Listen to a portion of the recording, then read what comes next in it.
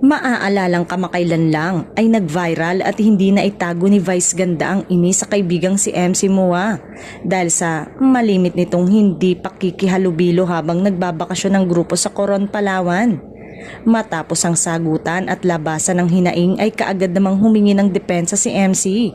Maluha-luha nitong sinabi, "Sorry naman talaga, di kaninang umaga nagchat naman ako sa'yo. Promise, alam mo, sa totoo lang, lagi kong gustong pakita yung best ko sa'yo pagkasama kita.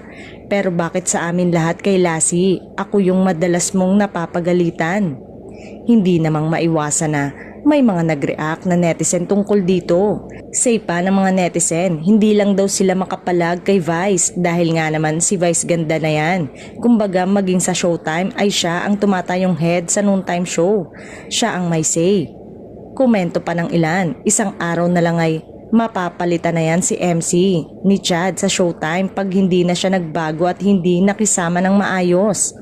Samantala sa huli, nauwi rin sa pagpapatawaran at yakapan ng eksena ng magkakaibigan ng ilang dekada kaya sana daw ay wag na gawin pang issue ng ilan.